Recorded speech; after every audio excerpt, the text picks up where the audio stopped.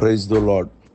ప్రభువైన యేసుక్రీస్తు నామములో ఈ ఉదయకాలమందు మీ అందరికీ శుభములు తెలియజేస్తూ ఉన్నాను. క్రైస్తవుడు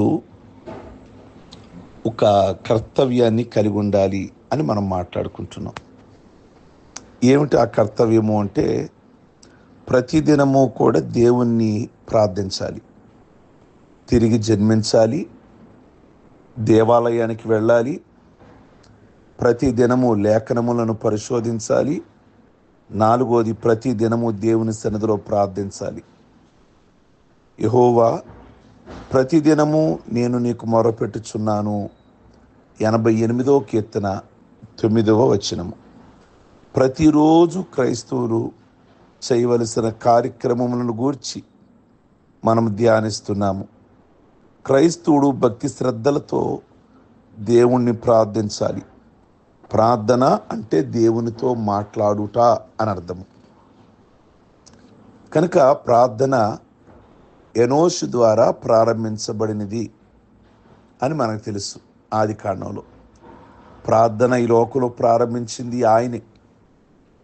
ప్రియ దేవుని బిడ్డలారా, అప్పటి నుంచి ఎంతోమంది రాజులు, ఎంతోమంది యాజకులు, ఎంతోమంది నాయకులు, ఎంతోమంది సామాన్యులు దేవుని సన్నిధిలో ప్రార్థించి ఎన్నో విధములైన మేలులు పొందారు.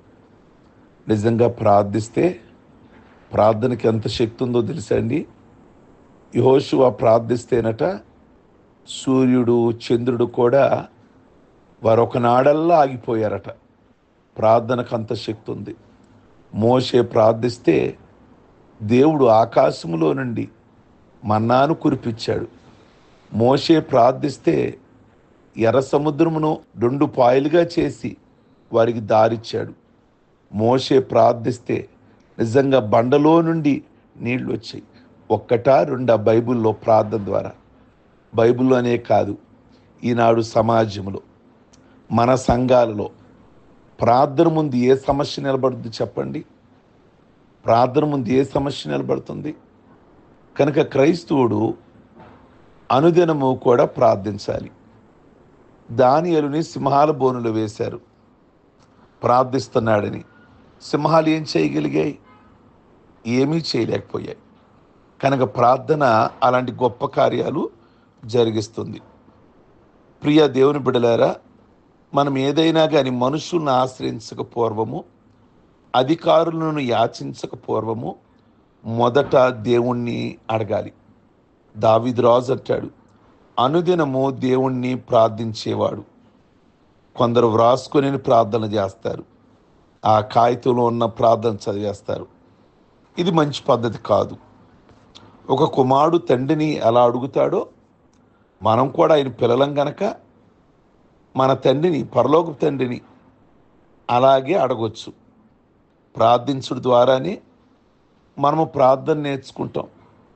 ప్రార్థన స్టార్ట్ చేస్తే నిదానంగా ఇవాళ ఒక చిన్న ప్రార్థన, రేపు 2 పదాలు, 3 పదాలు అలా అలవాటు అవుతాయి. ప్రార్థన అంటే ఏమిటి? మన అవసరాలే దేవునికి తెలియచేయటం. ప్రభు చెప్పారు కదా, అడగండి మీకు ఇస్తాను, వెదకండి దొరుకుద్ది, తట్టండి తీస్తాను అని అన్నారు. అడగనందువల్లే మనం ఏది దేవుని నుండి పొందలేకపోతున్నాం. కనుక ఈ రోజు నుంచి ప్రతిరోజు కూడా క్రైస్తుడిగా ఉదయం మంచం దిగగానే ప్రార్థించాలి.